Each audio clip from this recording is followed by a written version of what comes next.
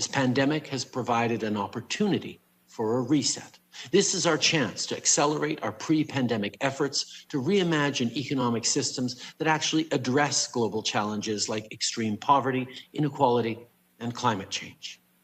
Building back better means getting support to the most vulnerable while maintaining our momentum on reaching the 2030 Agenda for Sustainable Development and the SDGs. But this moment also gives us a much greater chance to be radical and to do things differently, to build back better.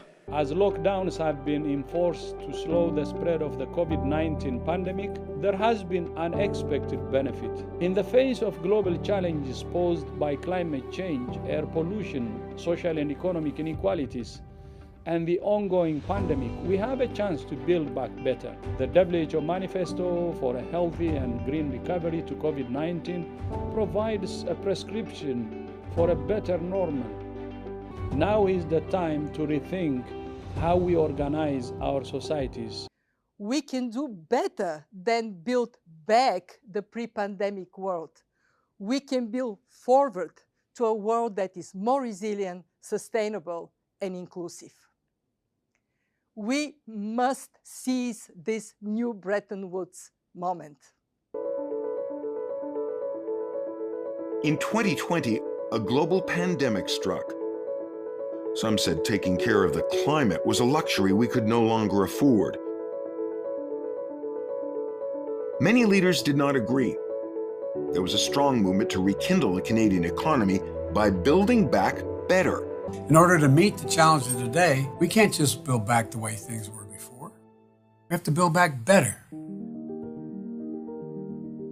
We cannot let this crisis become a lost opportunity. Humanity also faces the threat of climate catastrophe. The recovery plans must be sustainable, climate neutral, and climate resilient. We must recover better. With transforming our economy to make it sustainable, we need to act together. I have proposed 6 climate-positive actions for building back. Invest in green jobs, do not bail out polluting industries, end fossil fuel subsidies, take climate risks into account in our financial and policy decisions, work together. The Forum is now mobilizing all its stakeholder groups. It's a big effort to, some would say, to build back better. We would say to really have a great reset. To really build back better and to turn this tremendous challenge into a fabulous opportunity for our country. Canadians have done such a terrific job in fighting the coronavirus so far. I'm really, really proud of our country, and I am absolutely confident that working together, we can get through this, and we can build back a country even better than the one we had before the pandemic hit us. Thank you. Thank you. We'll take one more question in the foyer here. Better. We must treat this new world order, this new world of COVID, we must treat this new world of COVID, even in our own homes, with a high level of care and caution. So why do we need to build back better? Well, let me start by saying we have the deepest respect, of course, of the crisis that we are all in right now, the COVID-19 crisis, which impacts both health and economy in the most dramatic way. But at the same time, the climate crisis is not going to wait for Corona. We will build back better from the COVID crisis. Better, stronger, with an answer to the many challenges New Zealand already faced. This is our opportunity.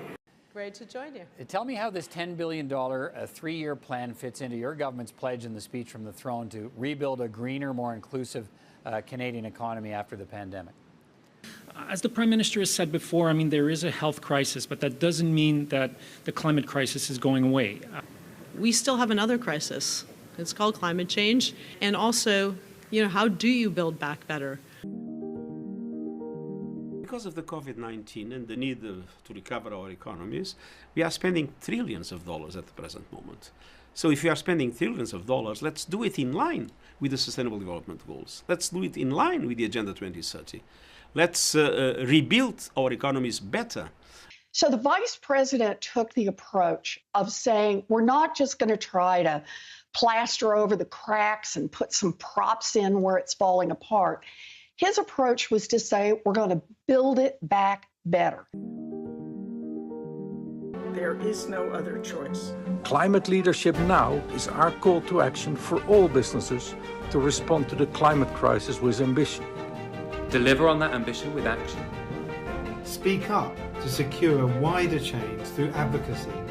Businesses that step forward will compete and innovate better, be more resilient and future-proof themselves in the face of inevitably policy changes.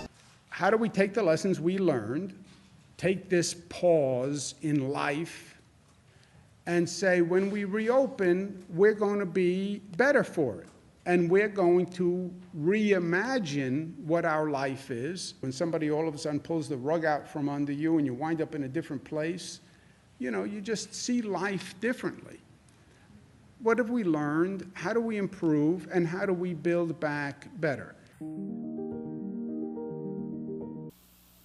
We need a new way of thinking on climate, on inequality, on health. Because the way we're doing things just isn't working well enough. The world is in crisis. And not just because of the last few months, not just because of COVID-19, but because of the last few decades, and because of us. Just do what you're told, okay, and this will end sooner. That's not rational. And it's a lie.